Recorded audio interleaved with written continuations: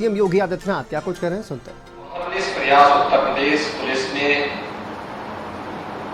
पिछले 7-7.5 वर्ष के अंदर किया है, इसके लिए मैं उत्तर प्रदेश पुलिस को विशेष रूप से अभिनंदन करता हूं और बधाई देता हूं। उत्तर प्रदेश पुलिस को इसका भी श्रेय जाता है कि उसने दुनिया के सबसे बड़े धार्मिक, आध्यात्मिक और सांस्कृतिक समागम कुंभ के आयोजन को पूरी भव्यता और दिव्यता के साथ आयोजित करने के लिए 2019 कुंभ के आयोजन को पूरी भव्यता और दिव्यता के साथ आयोजित करने के लिए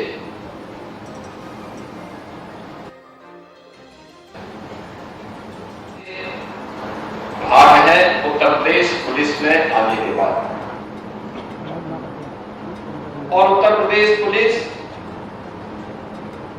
अपनी जिस पहचान के लिए मुमताज था, आज देश के कई राज्य आपका अनुसरण कर रहे हैं।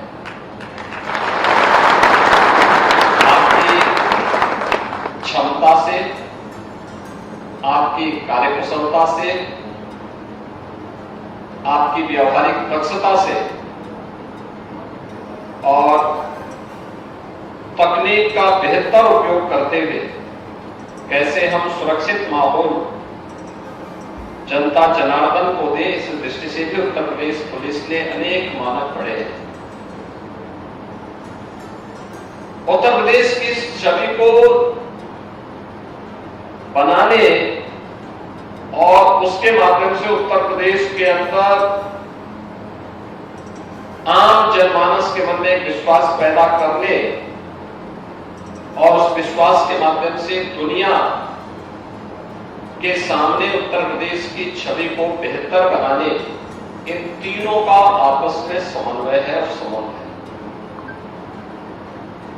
2017 में जब उत्तर प्रदेश में हमारी सरकार बनी थी, हमारे सामने चुनौतियां थी। चुनौती तीनों प्रकार की थी। जनता का विश्वास डगमगाया हुआ था, दुनिया की धारणा उत्तर प्रदेश के बारे में बहुत नकारात्मक थी, पुलिस का मनोबल गिरा हुआ था, छवि अच्छी नहीं थी। ये तीनों चुनौतियां थी। पुलिस का मनोबल इसलिए गिरा हुआ था क्योंकि सरकार के स्तर पर जो ध्यान दिया जाना चाहिए था, 1.5 लाख पुलिस बल के पद खाली थे, वे नहीं भरे गए थे, भरे नहीं जा रहे थे। योग्यता के मानक को ध्यान में नहीं रखा जा रहा था, नियत खराब थी, पुलिस की अवस्थापना सुविधा अत्यंत खराब थी। मैं अचानक एक दिन लखनऊ पुलिस लाइन के विजिट पे गया था और मैं भौचक था। पुलिस के 2 जवान बैरक में थे।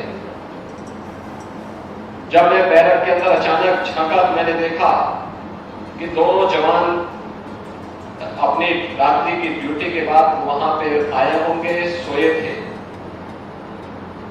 जहां वे सोए हुए थे वहां पे पूरा जाला लगा था,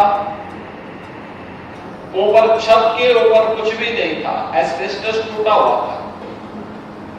यही सीजन था, यही दिसंबर का महीना रहा होगा।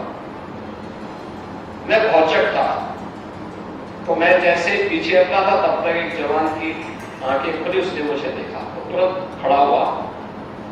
मैंने कहा नहीं देखो, मैं तो केवल देखने के लिए आया हूं यहाँ पे क्या सुविधाएं हैं। और मैं वापस आया, फिर मैंने कहा भाई हर पुलिस लाइन में पुलिस कार्मिकों के रहने के लिए अच्छे बैरक बनाए जाए। आज आप देखते होंगे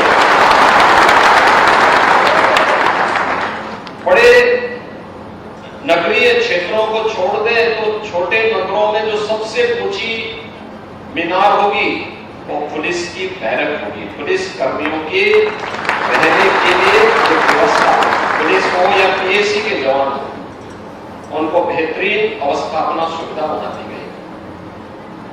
पीआरबी 112 की रिस्पांस टाइम को कम किया गया। ट्रेनिंग की क्षमता को हमने कई गुना बढ़ाया।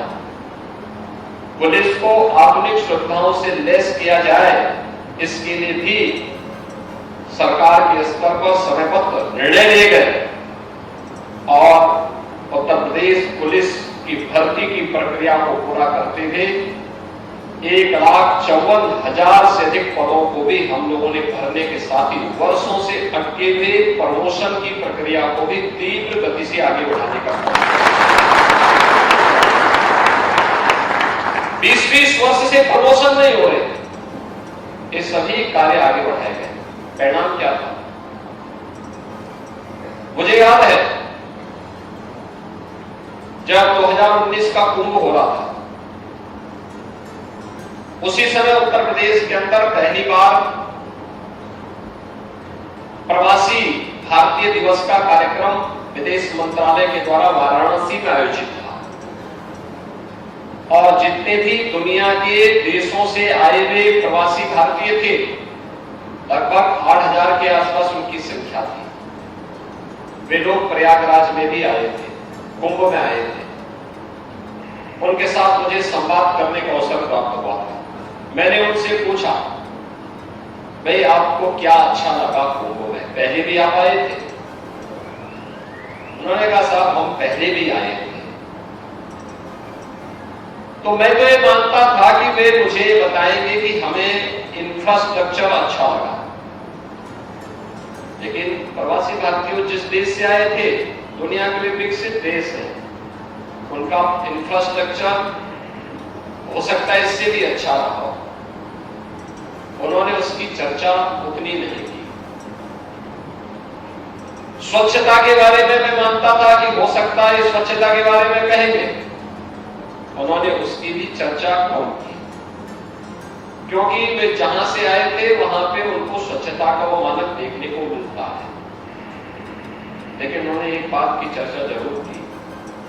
वे कहते थे साहब पहले की तुलना में अच्छा इंफ्रास्ट्रक्चर है, अच्छी सड़कें हैं, कनेक्टिविटी भी है, स्वच्छता पहले की तुलना में बहुत अच्छी है, लेकिन सबसे अच्छी चीज जो हमें देखने को मिली है वह पुलिस का व्यवहार देखने को मिला है।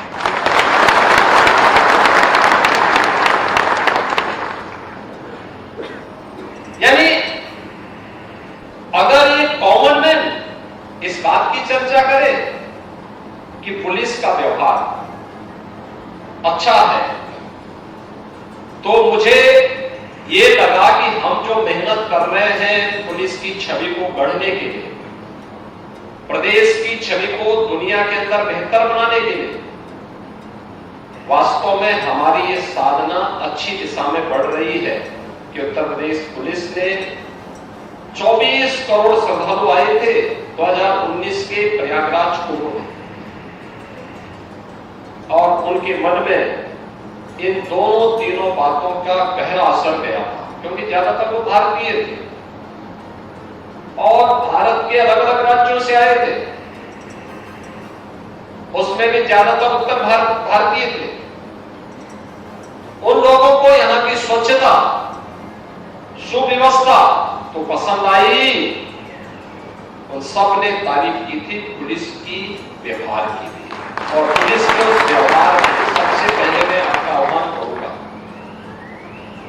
कि पुलिस का वह व्यवहार बेहतरीन हो, अच्छा हो, इसके लिए पुलिस को अपने आप को तैयार करना। उसके लिए पुलिस को वह समय गया जब ब्रिटिशर थे, विदेशी हुकूमत की पुलिस के रूप में पुलिस को व्यवहार करना होता था, तो गाली गलौज एक उनकी सामान्य भाषा का हिस्सा होता था। आज हम स्वतंत्र देश के नागरिक हैं और स्वतंत्र देश के नागरिक होने के नाते पुलिस का व्यवहार सामान्य रूप से भी जनता के प्रति तो बहुत फ्रेंडली होना चाहिए, मित्रवत होना चाहिए। लेकिन इस प्रकार के आयोजन में जहां पे हमें अपने इस महानगर की, कुंभ की, दुनिया के सबसे बड़े आयोजन की, आध्यात्मिक और धार्मिक आयोजन की छवि को ठीक करना हो, उसके माध्यम से राज्य की छवि को दुनिया के सामने प्रस्तुत करना हो, उन स्थितियों में हमको भी अपने को उसके रूप तैयार करना पड़ेगा, उसके रूप ढालना पड़ेगा। और उसके बारे में सामान्य जानकारी, सामान्य भाषा की जानकारी, व्यवहार की जानकारी, यह महत्वपूर्ण है। टेक्नोलॉजी के प्रति भी हमें उतना ही सतर्क रहना पड़ेगा। और याद करना, पुलिस कर्मियों को इस बात का भी ध्यान रखना होगा, व्यवहार की जानकारी भी हमें उतना ही सतर्क रहना पड़ेगा। और पुलिस कर्मियों को इस बात का भी ध्यान रखना होगा कि जितना आप सतर्क हैं उतना ही दूसरा सुरक्षित भी है।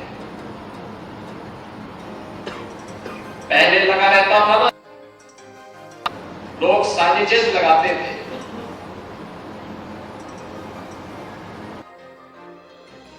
दुर्घटना घटी। और मुझे लगता है कि पुलिस के लिए भी बैठता है कि आपकी सतर्कता जैसे ही हटी, वैसे ही दुश्मन और विरोधी तत्व कुछ न जो न केवल आपकी सुरक्षा के लिए बल्कि मेले की सुरक्षा के लिए खतरा पैदा कर सकता है। इसलिए उतनी ही सतर्कता को अपने आप को तैयार करना होगा। और खासतौर पर जब कोई वीआईपी, वीवीआईपी आता है, भीड़ रहती है, उस दौरान इस बात को ध्यान में अपने स्मार्टफोन से रील बनाने का नहीं, हमें तो